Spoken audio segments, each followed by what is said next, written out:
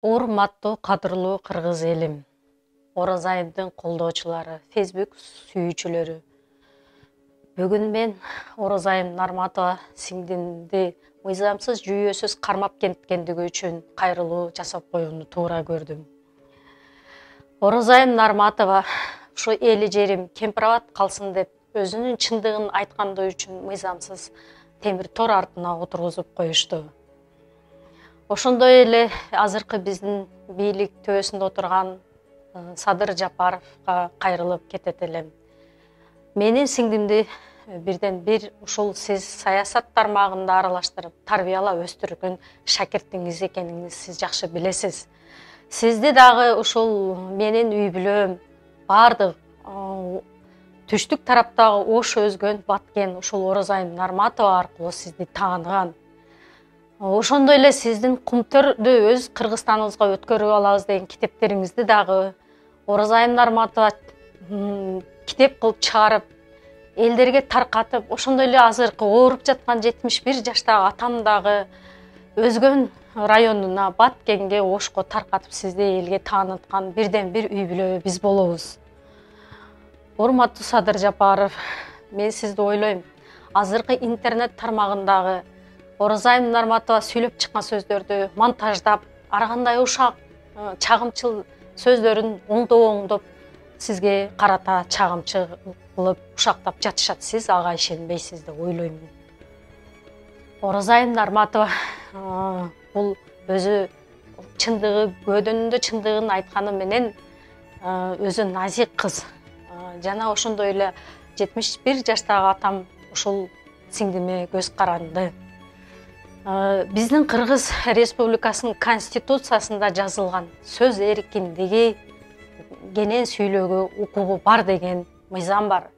Мына ошол сыяктуу Оразайым Нарматова окшоп сүйлөгөн канчалаган кыргыз эли бар. Ошол сыяктуу сүйлөгөн үчүн алып барып темир тор артына отургузуп койгонуңуздар бул өтө туура эмес. Сиз азыр канчалаган бийик отурасыз, мындайча айтканда Кыргыз Республикасынын президентисиз.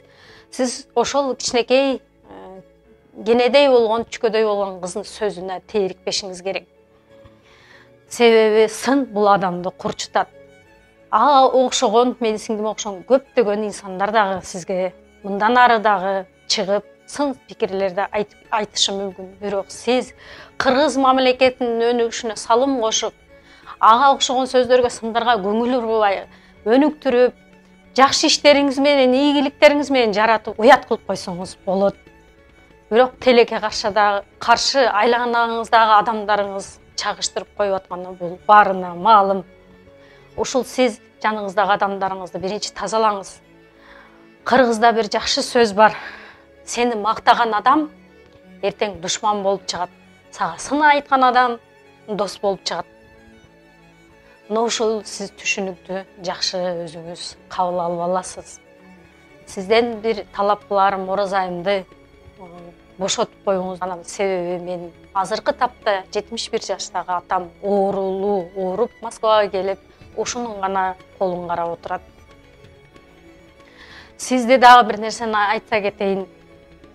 Раматылык апам, Раматылык байкем дагы үй бүлөңүз менен балдарыңыз токмок жеп, мойнуңуз кесилгенде көз жашыбыз төгүлүп ыйлаган үй бүлө биз болобуз. Ошондо дагы Оразайым Нарматова аркылуу таанып, эмне үчүн ушу балдарына тиесиңер деген мына биздин көз жашыбыз төгүлгөн. Атаңыз өткөндө да, апаңыз өткөндө да Раматылык апам барып, ыйлап топурагын салып келген күндөрүн сиз жакшы билесиз. Ушул күндөрдү баарын өзүңүздүн башыңызда өткөргөнсүз. Анан ушу кенедей кыздын сөзүнө чычалап, темир тор артында жада калса көп бир тууган болсо дагы мейли эле, болгону эки эле гана кыз калдык. Жана жападан жалгыз 71 жаштагы атам калды. Ушунун несине сиз чычалап, ушунун несин кайрып отургузганыңызга мен түк түшүнбөймүн. Сизден суранат элем, жаныңыздагы айланаңызда адамдарга ишенбей, тазалап, мен сизди көргөнмүн. Мындай адам деп азыр мен ишене албай турамын. Биздин үйүбүзгө келип, даам татып, чогулуп сүйлөп, сизди кыргыз мамлекетин өнүктүрөт, жаштарды өстүрөт, жаштар менен иштешет деген терең ишенич менен элдин баары шайлаган.